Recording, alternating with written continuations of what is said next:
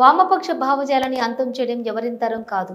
చాడా వెంకటరెడ్డి భారతదేశంలోని communist party ఆవిర్భవించి 100 సంవత్సరాలు అవుతున్న నేపథ్యంలోని పార్టీని మరింత బలమైన రాజకీయ శక్తిగా ముందుకు తీసుకెళ్తాం. వామపక్ష భావజాలాన్ని అంతం చేయడం ఎవరితరం కాదని సిపిఐ జాతీయ కార్యవర్గ సభ్యులు మాజీ ఎమ్మెల్యే కామ్రేడ్ చాడా వెంకటరెడ్డి అన్నారు. సిపిఐ పెద్దపల్లి జిల్లా కార్యవర్గ సమావేశానికి ముఖ్య అతిథిగా గోదావరి కాని భాస్కర్ రావు భవన్కు విచ్చేశారు. ఈ కార్యక్రమంలోని ఏఐఎస్ఎఫ్ రాష్ట్ర అధ్యక్షులు కామ్రేడ్ మణికంఠారెడ్డి, సిపిఐ మరియు ప్రజా సంఘాల నాయకులు తాళపల్లి లక్ష్మణ్, మార్కాపురి సూర్య, రేణుకుంట్ల ప్రీతం, శనిగరపు చంద్రశేఖర్, అబ్దుల్ కరీం, తాళ్లపల్లి సురేందర్, ముంతంగి సాగర్ తదితరులు పాల్గొన్నారు. మాజీ శాసనసభ్యులు పెద్దపల్లి ఇన్ఛార్జ్ గారు చాడా వెంకటరెడ్డి గారు, వారితో పాటు సిపిఐ శంకరన్న గారు, వారితో పాటు జిల్లా అసిస్టెంట్ సెక్రటరీ మరియు కార్యవర్గ సభ్యులు ఈ సమావేశంలో పాల్గొంటా ఉన్నారు. ఒక సందర్భంగా పెద్దపల్లి జిల్లా మహాసభతో పాటు మొత్తం కూడా ఈ జిల్లాలో ఉన్నటువంటి శాఖలు, పట్టణాలు, మహాసభల నేపథ్యంలో ఈరోజు ఇక్కడికి చాడా వెంకటరెడ్డి మరి ఏదైనా ఈ రాష్ట్ర రాజకీయ పరిస్థితులకు సంబంధించి వారు మాట్లాడాల్సిందిగా మీడియాతో మాట్లాడుతూ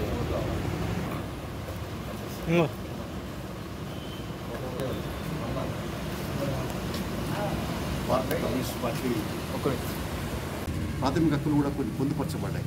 అంటే హక్కులు అడిగితే అరెస్టులు, లేకుంటే ప్రశ్నించే గొంతుకలను రాజద్రోహుల కేసు పెట్టి జైలు నిర్బంధించి కుట్ర కేసులు పెట్టి నానా విభత్సం ఇప్పటికే చేస్తున్నారు. ప్రొఫెసర్ సాయిబాబా 90% వికలాంగుడైనటువంటి వాడిని అతన్ని ఘోరంగా దానికి అట్లా జరిగినది. తర్వాత ఇట్లా ఒక రకంగా చెప్పాలంటే సాయిబాబా ప్రొఫెసర్, ఢిల్లీ యూనివర్సిటీ ప్రొఫెసర్గా ఉన్నవాడిని పెడితే సుప్రీంకోర్టు నిర్దోషం తెచ్చింది. అంటే నిజంగా నేరం ఎవరు చేసినట్టు? మోడీ ప్రభుత్వం చేసినట్టు, మోడీ చేసినట్టు.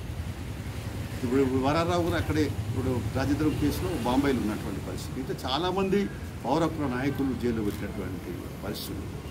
ఇప్పుడు చూస్తే ఇప్పుడు ఈ కర్రెగుడ్ల పరిణామాలు చూస్తూ ఉంటే కేసీరావును కూడా తీసుకొచ్చి మావోయిస్టు అధినేత ప్రధాన కార్యదర్శి ఉన్నాయని తీసుకొచ్చి కూడా ఆయనను కాల్చెప్పినటువంటి పరిస్థితి ఉదంతం చూస్తూ ఉంటే ఇది ఊటకు వెనుకుంటందుకు అర్థం పడుతుంది అనేది చెప్పొచ్చు. కాబట్టి దీనికి సంబంధించిన మేము సిపిఐ పార్టీ పోదంటే జ్యుడిషియల్ ఎంక్వైరీ, న్యాయ విచారణ జరిపిస్తే వాస్తవాలు బయటకు వస్తాయి. అసలు ఎందుకు ఇలాంటి పరిణామాలు చోటు చేసుకుంటాయో తెలుస్తుంది. ఎవరు కారకుడు, అది ఎన్నుకుంటారా, బుడ్డికి ఎన్నుకుంటారా, కాల్చమ్ముతున్నారా, ఏం జరుగుతుందో తెలుస్తాం. ప్రభుత్వమే స్వయంగా ప్రకటించింది మేము ఏరేస్తామని. ఛాన్సలర్లు సిద్ధం అంటే కూడా చర్చలు చేయట్లేదు. ఇది నియంతృత్వానికి అర్థం పడుతుంది, రాజ్యాంగ ఉల్లంఘనలకు ప్రభుత్వం పాల్పడుతుంది. ఈ సందర్భంగా తెలియపరుస్తా ఉన్నాం. కాబట్టి రానున్న కాలంలో కూడా ప్రజలు కూడా చైతన్యవంతులు కావాలా. ఇవాళ ప్రజాతంత్ర ప్రగతిశీల శక్తులందరూ కూడా ఈ కేంద్ర ప్రభుత్వం అనుసరిస్తున్న విధానాన్ని ఎండగట్టేందుకు సన్నద్ధం కావాలని చెప్పేసి ఈ సందర్భంగా కోరడం జరుగుతూ ఉంది. ఇంకోవైపు చూస్తే న్యాయ వ్యవస్థను కూడా నిర్వీర్యం కుట్ర చేస్తున్నటువంటి పరిస్థితి కనపడుతుంది.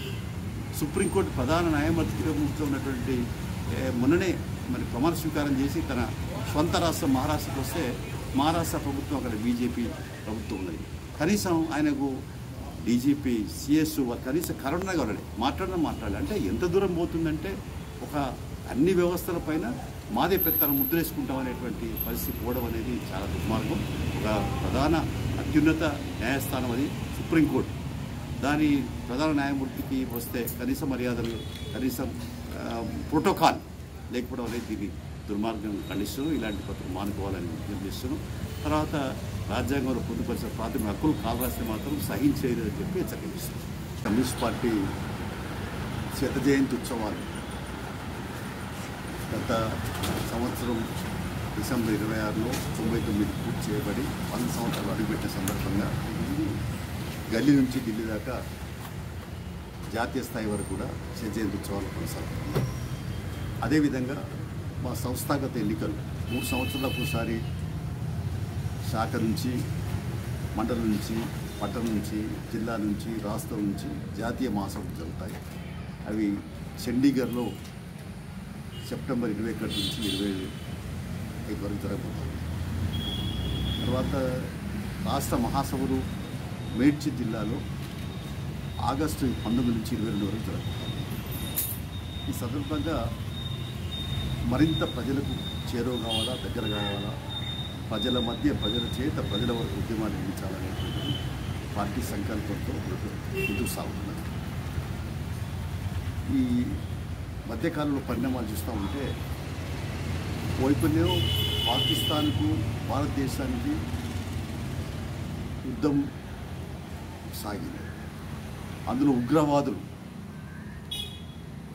జమ్మూ కాశ్మీర్లో అనామకులైన అమాయకులైన చిన్నారులను చూడకుండా కూడా 28 మంది ఉగ్రవాదులు పెట్టుకున్నారు. సరే, దాని తర్వాత సింధు ఆపరేషన్ బాగా సక్సెస్ అయింది. టెర్రరిస్టులపై దాడులు జరిగినాయి. మంచి పరిణామంగానే భావిస్తాం. అయితే ఏదైనప్పటికీ కూడా పాకిస్తాన్తో చర్చలు వాళ్ళ అధికారులు మన అధికారులు కలిసి చేసుకున్నారు. యుద్ధం ఆపాలనుకున్నారు. చర్చల ద్వారా కొంత కొలిక్కి వచ్చింది. మళ్ళీ నిన్న మొన్నటి నుంచి మళ్ళీ కూడా డ్రోన్ల ద్వారా మళ్ళీ దాడులు చేసే కుట్ర సాగుతుందని చెప్పి మన సైన్యాలు అంటే మన బలగాలని అప్రమత్తమైనటువంటి పరిస్థితి సాగుతాం. మరోవైపున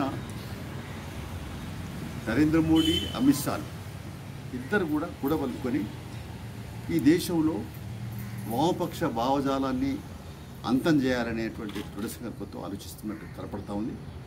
వాళ్ళ స్టేట్మెంట్ వాళ్ళ ప్రకటనలు కూడా అలాగే ఉన్నాయి. అయితే ఈ మధ్య చూస్తూ ఉంటే మావోయిస్ట్ పార్టీని 2026 లోపల ఖతం చేస్తాం, లేకుండా చేస్తాం, నిర్మూలన చేస్తాం అనేటువంటి ఒక శపథం ఒక హోంశాఖ మంత్రిగా చేస్తే, ప్రధానమంత్రి సమర్థిస్తే ఇంకా ప్రజాస్వామ్యానికి ఏమైనా విలువ ఉంటుందా, ప్రజాస్వామ్యానికి ఏమైనా మూలం ఉంటుందా అనేటువంటి ప్రశ్న ప్రతి చోట చర్చ జరుగుతాం. పక్క దేశంతో చర్చ జరుపుకొని పరిష్కారం అయింది. ఇక్కడనేమో ఈ మధ్య ఛత్తీస్గఢ్ ములుగు కర్రెగుట్టల కాడ జరుగుతూ ఉంటే వాతావరణం ఎట్లయిపోయిందంటే, అది కర్రెగుట్టలు అనేది ఒక పెద్ద ప్రచారం, ఇంటింటా మనిషికి ఒక చర్చనీయాంశంగా మారినటువంటి పరిస్థితి.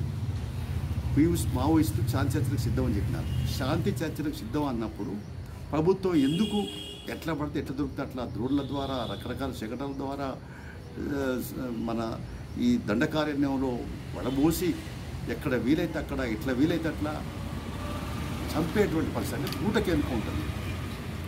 ఈ రకమైనటువంటి కుట్రకు పాల్పడడాన్ని సిబిఐ తీవ్రంగా ఖండిస్తున్నది. ఈ మోడీ ప్రభుత్వం దీన్ని పరిష్కారం చేయకపోతే, సమస్యలు శాంతియుతంగా చర్చల ద్వారా పరిష్కారం చేసుకోకపోతే అసలు మావోయిస్టులు సిద్ధాంత పునః జరుగుతుంది. కాబట్టి మీరు చర్చ సిద్ధం అన్నప్పుడు అసలు డాక్టర్ బిఆర్ అంబేద్కర్ రచించిన రాజ్యాంగంలోనే కూడు, గుడ్డ, నీడ, విద్య, వైద్య సౌకర్యాలు, సోషలిస్టు ప్యాటర్న్ ఆఫ్ సొసైటీ అంటే సమసమాజ లక్ష్యంగా భవిష్యత్తు అడుగులేయాలని చెప్పి రాయబడి రాజ్యాంగంలో. ప్రశ్నించే గొంతుకలు తప్పనిసరిగా ఉంటాయి.